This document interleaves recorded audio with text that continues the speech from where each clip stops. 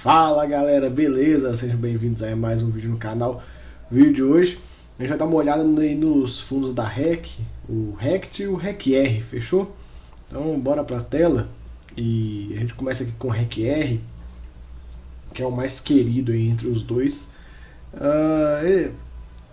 14 de fevereiro ele vai pagar aí um rendimento aí de R$ 1,05, foi um pouquinho abaixo do que estava vindo, o pessoal reclamou um pouco nos grupos e tudo, mas é assim mesmo. Para quem não conhece esse fundo, é um fundo de recebíveis da REC, tem aí 2,3 bi de patrimônio, 150 mil cotistas, o ticker dele está aqui, ó, RECR. E é um fundo assim que o relatório é bem desse jeitão que vocês estão vendo aí, tipo, não tem muito gráfico, muita coisinha, é bem meio limitado assim o relatório, mas faz parte. A gente vê aí as alocações dele, pegou dois CRIs, o primeiro CDI mais 1,8, 16 milhões, o segundo 3 milhões PCA mais 8,5. Esse fundo já está bem alocado, lá embaixo a gente já fala sobre isso, está mais de 95% alocado. Vendeu um pouquinho das cotas de SNCI, dando um ganho de capital de 109 mil.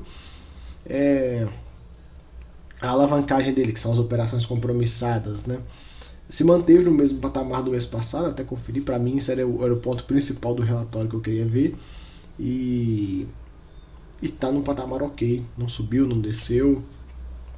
A gente vai monitorando aí conforme os meses foram passando e tudo, se eles alavancarem mais, menos. Então assim, eu vejo que essa alavancagem aqui é bem pouco em relação ao PL do fundo, e é mais deu a entender no último relatório que era mais um teste mesmo, para ver como é que ele ia funcionar. Até então não é nenhuma preocupação do fundo. Agora, se ele começar a aumentar essa posição demais, aí a gente já começa a ficar ligado para ver o que está acontecendo. Aqui está um gráfico do patrimônio líquido, a gente vê que vem emissão, sobe, vem emissão, sobe. As locações aqui, olha, até coloca 97,8% alocado. Isso é bom, melhora o retorno do fundo aí, quando ele está bem alocado dessa forma. Valores por ativo são 2,3 bi em CRIs, 17 milhões em CRIs, tem aí liquidez diária de 300 milhões, outros ativos de 1 milhão, a gente não sabe o que é, outros ativos, podia falar o que é. E é isso aí. A gente vê um fundo que tem bastante CRI, pouquinho FIA, é difícil ver isso hoje em dia, né? A maioria dos fundos imobiliários aí de CRI estão se enfiando em comprar outros fundos imobiliários e só piora o rendimento. Mas aqui no RECR esse fenômeno não ocorre, pelo menos por enquanto, né? Um pouco aqui da carteira de portfólio de CRIs deles, e assim, não tem muito o que falar, sabe? Eles deixam bem poucas informações aqui pra gente, não tem muita coisa, assim, até a questão de, por exemplo, de distribuição por PL, não é organizado por PL e tudo, é mais pelo emissor aqui, a gente pode ver. Então assim, seria legal se fosse organizado por PL, participação do PL, pra gente saber, né? Acho que fica mais fácil. Mas enfim, a securitizadora em si não influencia tanto, né, nessa organização. Mas é opção deles lá. A carteira essa parte mais do portfólio e tudo, também não traz nada de informação, é simplesmente falando o que é a operação, mas não fala como é que está no mês, se teve alguma mudança no mês e tudo. Então, enfim, isso aqui tá meio que inútil no relatório, sabe? Acho que seria legal colocar o que aconteceu no mês e tal, se pagar, quanto é que veio de pagamento, se veio certinho e tudo mais, se teve algum problema, como é que tá a saúde financeira do devedor, se tem alguma mudança com a notícia, porque poxa, são aqui ó, 85 operações. Cara, um portfólio de 85 operações, alguma coisa vai acontecer, então eles podiam fazer uma página aqui e colocar tipo acontecimentos do mês. Um exemplo, né? Esse CRI aqui teve um descasamento, esse aqui teve, sei lá, saiu uma notícia na mídia, sei lá, traz algum acompanhamento, porque isso aqui pra gente é irrelevante ficar lendo isso aqui. Você vai ficar, você que é o cotista do fundo já há tempo, você não fica lendo essas 3 páginas aqui de relatório toda vez. Você vai ler a primeira vez para entender o que é e morreu. Então, vamos seguir o gráfico aqui de distribuição por indexador. A gente vê aí que a parcela de CDI dele já está num tamanho considerável aí, e eu acredito que essa parcela vai continuar crescendo. Isso não vai ser exclusivo do RECR, vai ser em todos os fundos. A gente vai começar a ver cada vez mais CDI, mais alguma coisa. Então, assim, vamos ver como é que vai esse movimento. Para quem já investe no fundo imobiliário mais tempo, pegou a virada do IGPM e do IPCA, viu como que isso ocorre, e agora eu acredito que a gente vai ver a virada do IPCA para o CDI+, mas não uma virada tão completa igual foi do IGPM. Eu acredito que vai ficar tipo uma parcela dos fundos, vão só aumentar a parcela do CDI para um patamar aí que eles julguem interessante, mas ainda vão continuar com o IPCA. Não acredito que vai acontecer igual foi com o IGPM, que o pessoal simplesmente abandonou o IGPM, né? Teve a clara virada de indexador. No caso do CDI, eu não acredito que isso ocorra. As taxas médias aqui, a gente vê IPCA mais 7,74 e CDI mais 5,04. Essa parcela aqui, ó, isso aqui, ó, vai começar a performar cada vez melhor. Então, esses 18% da carteira aqui é interessante. Um pouco da distribuição de risco deles aqui, pulverizado, ele até traz aqui uma explicação. O que é um risco pulverizado de forma simples? Você pega um exemplo, você pega vários financiamentos de imobiliário de uma pessoa, usando igualmente simples, pega vários, junta no pacote e faz um CRI, e aí você vai ter um CRI com uma porrada de devedor. E no corporativo é uma empresa, uma dívida corporativa. Tá aqui um pouco da distribuição, ó, como é que tá. Gráfico por securitizador é bem distribuído, legal isso, né? A gente vê um fundo aí que é só uma, e aqui não, eles têm uma distribuição legal por securitizadora, bastante coisa em São Paulo, né? A DRE dele, o que a gente pode falar, 12 centavinhos aí por cota de acumulado. E em janeiro aqui, ó, a gente começa a ver aqui, ó, despesa operação compromissada, R$500 mil. Então a gente vê aí que isso gera uma despesa para o fundo que está nesse patamar de R$500 mil. Vamos acompanhando, como eu falei, acho que esse é o maior ponto de preocupação desse fundo, é isso. Se eles vão manter nesse patamar ou se eles vão começar a aumentar. E aí a gente observa. Despesas operacionais estão aqui, em tudo.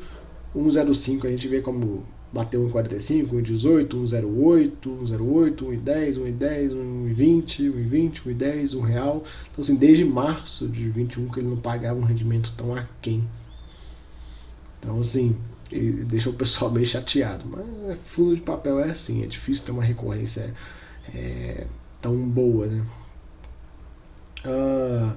Os gráficos de rentabilidade aqui e tudo. Liquidez não tem problema, são 6 milhões por dia, cara, muito bom, tá até aqui, ó, 6 milhões por dia, não tem o que preocupar. Com um bom fundo de papel, ó, a cota fica andando de lado, não tem muita variação.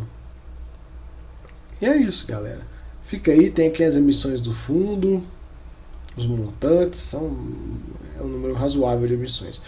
É isso que a gente vai falar do RECR. Agora a gente vem pro RECT, que é o irmão do meio aí da turma, e é o fundo de laje corporativa da REC.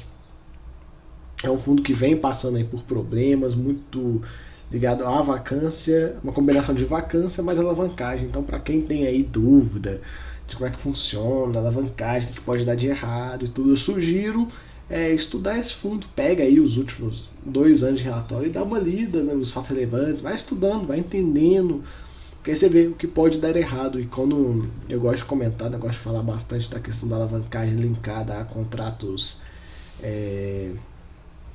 típicos, então a gente vê o risco e tal que acontece.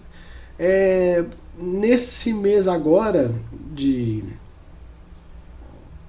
fevereiro, né, o pagamento referente a janeiro, 52 centavinhos.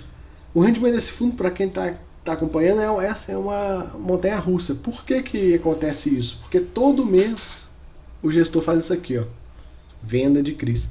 Ele fica comprando e vendendo CRI, ele compra e vende CRI. Aí por que ele faz isso? Para aferir resultado caixa. Mas, cara, é uma coisa que como se estivesse vendendo o almoço para comprar a janta, sabe? Para dar algum grau de rendimento a mais pro fundo. E depois a gente vai comentar sobre isso, que isso tem data para acabar. Tá aqui a nova locação desse Parque Cidade lá em Brasília, foi pouquinho, 180 metros quadrados. Seguindo, a gente vê o ativo do fundo, ó, são 950 milhões em imóveis, 13 milhões em renda fixa, 49 milhões em CRI e 17 milhões em outros ativos. 1 milhão aí que dá mais ou menos 1 bilhão o ativo do fundo. Tá aqui de forma bem distribuída. Passivos do fundo, esse é o ponto que tá pegando bastante por esse fundo. Ele tem esse passivo do Cidade Matarazzo, que não tem correção, já ajuda, né? Já ajuda bastante o fundo. Tem esse primeiro CRI aí do Canopus aqui, que ele tá pagando de forma até interessante. Eu fui fazer um estudo dos valores e vi que veio caindo. Vence em junho de 22, então daqui a pouco a gente tá livre desse cara aqui, ó. Já ajuda, né? Que é uma dívida CDI. Então se livrar dela o mais rápido possível é interessante. Um pouco aqui das aquisições indexadas ao IPCA, e a gente vê que a alavancagem é bem cara. Taxa média de IPCA mais 7,42.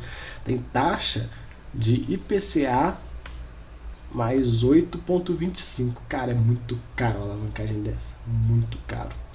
Então, assim, a gente vê o passivo do fundo, ó, 245 milhões.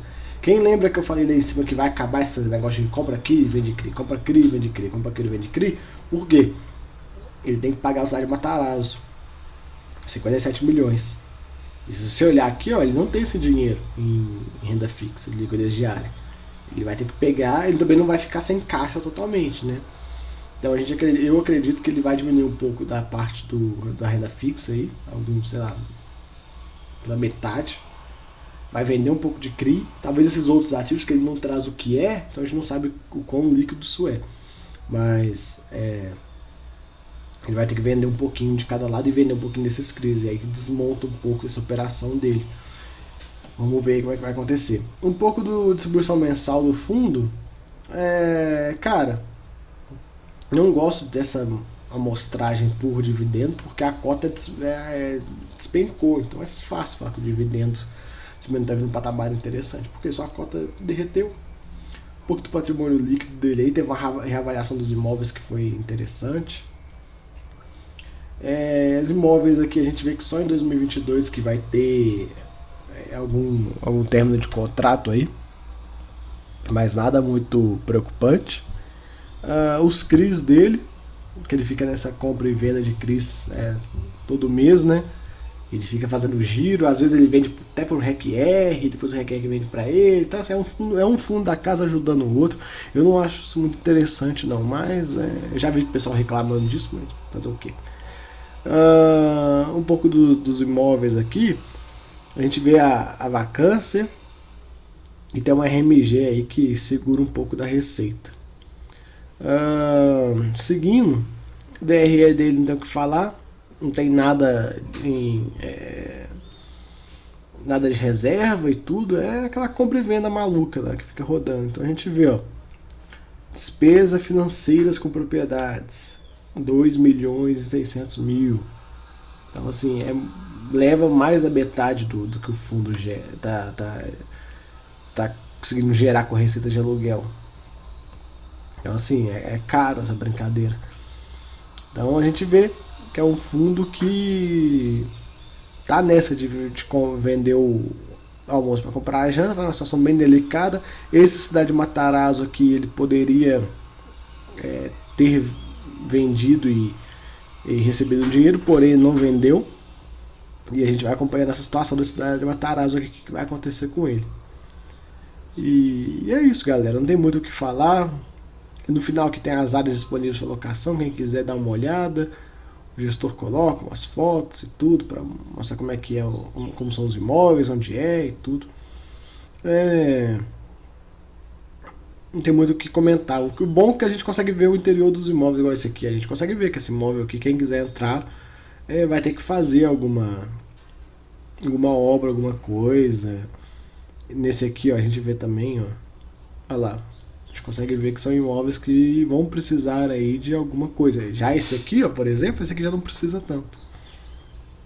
Olha lá, um ou outro vai precisar. Então, assim, é bom pro cotista ver qual é a real situação dos imóveis aí do fundo, que dá das áreas vagas.